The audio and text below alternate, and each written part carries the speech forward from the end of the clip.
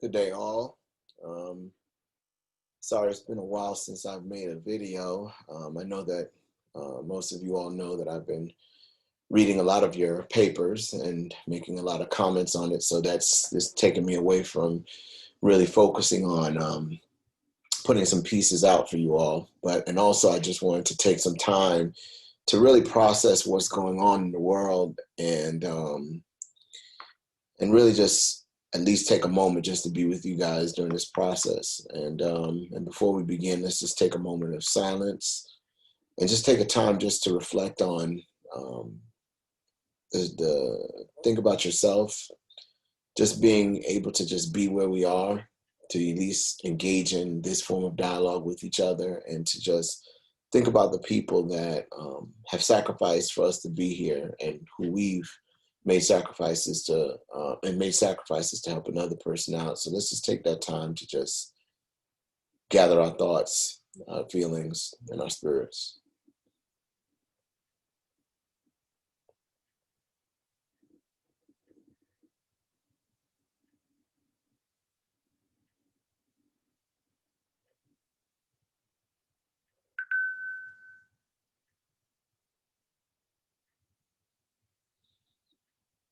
All right. Usually um, I begin all of my classes with three articles. And the first one is James Baldwin's A Talk to Teachers, or James Baldwin, The Negro Child, His Self-Image. The second piece I usually use is Martin Luther King's Where Do We Go From Here? And then I follow that with the Black Panther Party, or Huey P. Newton's Educate to Liberate.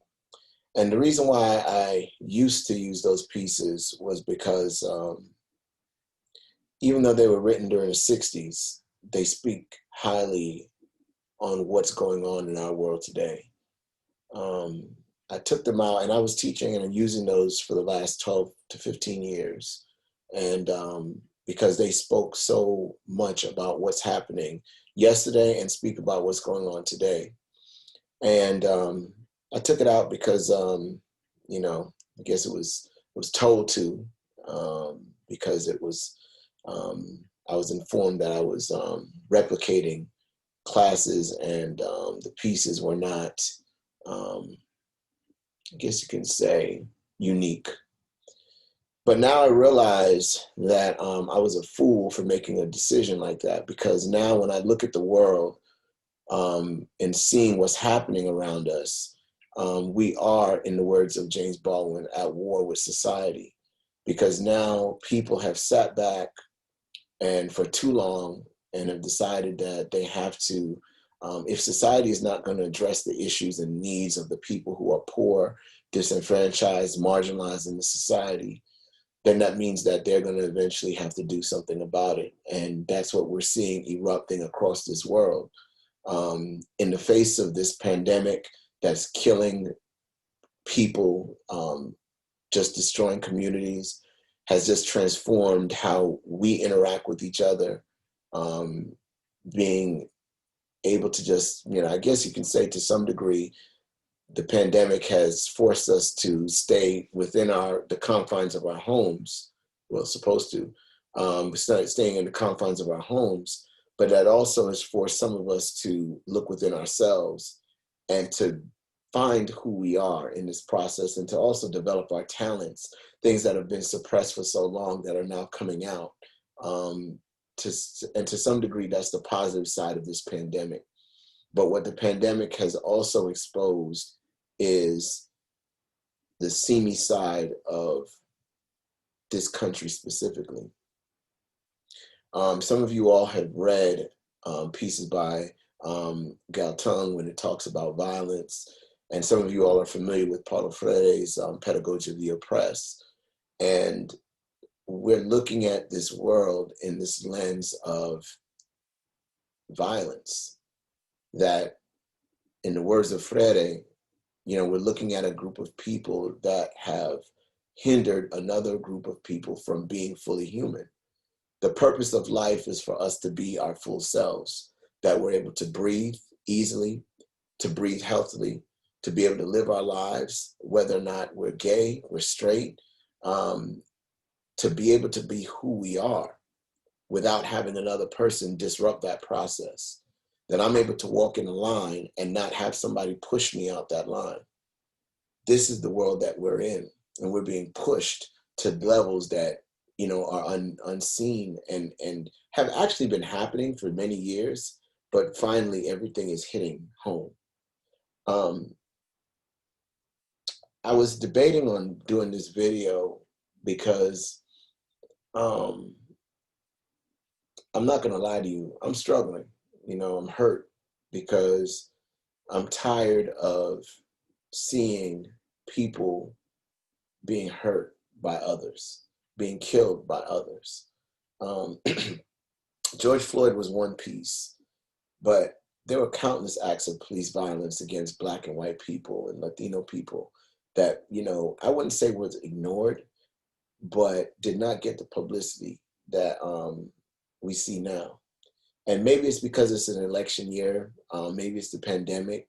You know, maybe that now our senses are much more sensitive to what's going on around us. But, you know, when I saw the piece I sent to y'all, and you guys probably have already seen this, in Philadelphia, with Walter Wallace Jr. and him being killed, that's a scary reality. A very scary reality. I have friends that are police officers, and I am very sensitive to the fact that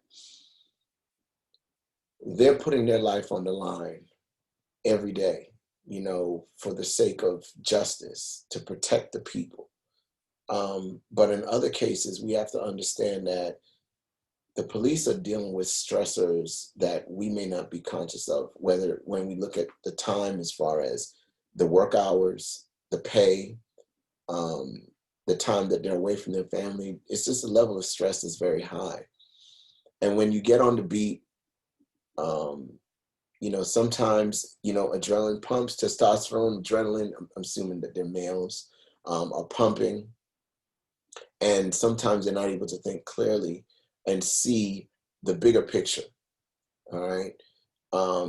That the decision that I make may have a certain repercussion. To be connected to that moment and realize that, is there another way before I take my gun out? Is there another option? For those of you all that have concealed weapon permits, you all know that the gun is the last resort, all right, that you go to. We're in this field that we're able to use our minds, our hearts, our voices to be able to desist the situation before it elevates to something much higher. But now we're in a situation where it seems like violence is the only way. When you hear a statistic that talks about how many people have, first-time gun owners have emerged this year, ridiculous. People were buying Lysol, toilet paper, ammunition, and guns like it was no tomorrow this year, as if preparing for something. I don't know. And everybody's thinking that everything is going to converge on November 3rd/4th of this year. And to think that now an election of a leader of this country can potentially, whoever is elected, we can potentially see bloodshed. And that's a scary reality. And I please beg you all, do whatever you can do and must do to stay indoors. I do not want to hear any of my students being hurt or injured because of somebody else's madness.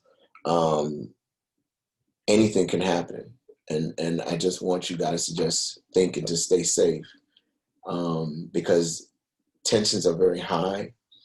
And as I shared with some of you all already, the dominoes are being placed And I'm seeing this picture now that the dominoes are being placed, and we're just waiting for the tipping point, waiting for somebody to do something really stupid. And and then eventually you're going to see everything topple down. And and I don't want to hear and know that we're the ones, any of the people that I know, any of my students are part of that. Um, but you know, when we look at this, and kind of putting everything in context of our classes, um, we have to emerge and take what's going on right now to figure out what is it that we need to do, as far as community action. How do we begin to take what's happening now to build relationships with people? You know, looking at two parties that are detached from each other, and how can we work together to at least find some resolution for whatever conflict exists. Now we're seeing how years and years of abuse have now, you know, emerged to a whole nother level of fury. People are tired, and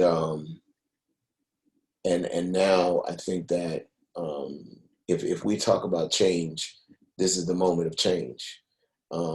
If we go back to the work from Paulo Freire, the reason why the oppressed were oppressed is because those in power constantly pushed and forced them down, to the point where their voices were silenced.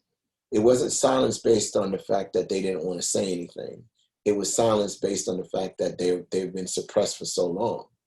And what they needed was somebody to help them to discover the voice that's within them. All right, to create a context for them to speak themselves and to speak about their problems specifically, and develop solutions that address those problems. That's the pedagogy of the oppressed. Um, Utilizing the knowledge from within the oppressed to transform the world around them. Not only transforming the world for the oppressed, but also transforming the perspective and mindset of the oppressor.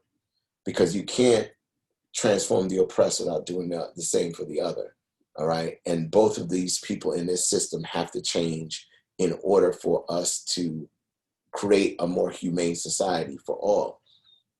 But until that happens, then we're going to constantly see this battle between good, bad, good, evil, um, black, white, poor, rich. That battle is just going to continue to happen. And where is it leading us? You know, into the slump. Um, we're becoming a worse off society now than we've ever been, regardless of what's being projected in the media. But you know, I think that we have to really take our talents now and really focus on building the future for tomorrow. For those of you all that have children, you understand that, you know, this is, you know, your children are your most precious precious piece of you, and you want to make sure that they're safe. You don't want to hear about any kind of potential disruptions that can happen in their life. Think about that situation that happened back in Philadelphia. You know, you have a mother who whose child or son is was suffering from a mental illness and has an episode. For those of you all that have a family member that had that had an episode of some kind of, whether they be bipolar and they have a manic episode and they just go to the extreme and they can't be controlled, it's a scary situation. I know, because I've experienced it. I've experienced it with two of my family members, all right, where they just lost touch with reality. And we couldn't control it. My mother, my father couldn't control that person, all right? And so it's just like, what do you do? Do you call the authorities to say, help me? And what this mother does, what I'm hearing, gathering this information as we speak, but this mother's contacting the authorities. She couldn't control this person and her son. And then the authorities come, and clearly you see something. I'm looking at the video and I'm saying, something is not right here. This guy, something is not right. I don't know what the communication was from mom to dispatch, from dispatch to the police officer, but something is not right here. And rather than us working to say, okay, let's avoid and distance ourselves from the situation, we take the life.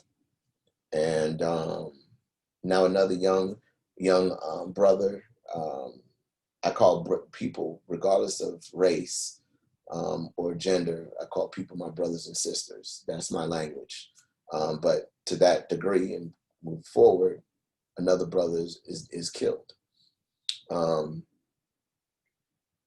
Applying some Galtung, some people would look at that as a form of direct violence that happened. And the culture would say, well, you know what? He had a knife. And, he came after the police officers. The police officers had to do what they needed to do to take him out. But we have a history from 1526, a history of racial imbalance, racial violence in this society. And when you have to put that into the equation to see of the years and years of abuse that have happened for white, there is no way you can deny this, that there's been years and years of abuse that have happened from white violence onto Black people. That situation looks different. Some people would try to say, look, that's in the past, that's in the past. When have Black people or an Indian person, I'm saying an Indian descent, or an indigenous person, or a Latino person, have ever taken their arms and shot white leaders down on the streets? Or what have you seen any of these oppressed people create policies to hinder another group of people, white people specifically, from being able to emerge and be who they are? You've not seen it. But people of color, people from the LGBTQ plus community can sit back and give you countless amounts of events that have happened in their lives that have disrupted them historically.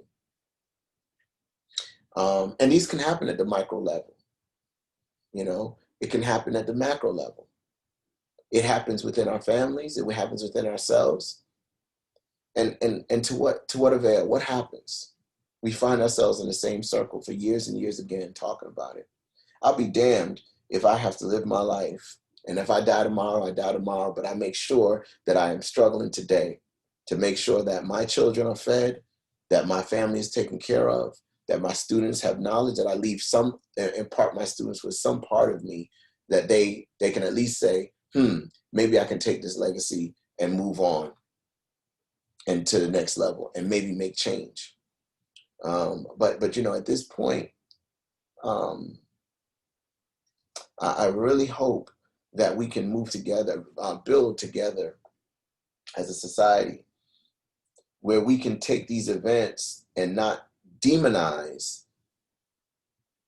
the person who gets killed and say it's that person's fault. A few months ago, I believe this was in a, oh goodness, I'm not sure what state this was, Vermont, Maine. It was, I have to look this information up, but there was a case where white family had a mother, similar to the situation in Philadelphia. A mother called the police to say that her son was having an episode, all right, and was becoming belligerent. The police officers came to the house, and the two police officers said, they looked at the person and said, oh, somebody screamed out, he has a knife, he has a knife. The police officers ran down the steps, and this guy has a knife, and he's charging and running towards the police officers. And as the officers are running and running, they have the body cams on. Officers turning behind and looking at this person coming towards him with a knife. Officer turns around, pop, pop, pop, pop, pop, shoots the person dead on the streets. All right? what do you do in a situation when we talk about mental illness, where somebody is, and we have to protect ourselves? And how does this situation differ from the situation that happened in Philadelphia? Both situations, you have a person who's having a mental breakdown, and one's black, one's white. Both of them get shot, but one person is lunging after the police officer, clearly chasing after the police officer. In this situation, it's kind of sketchy in regards to whether or not this person was chasing after the police officers. Um, did the police officers do what they were supposed to do?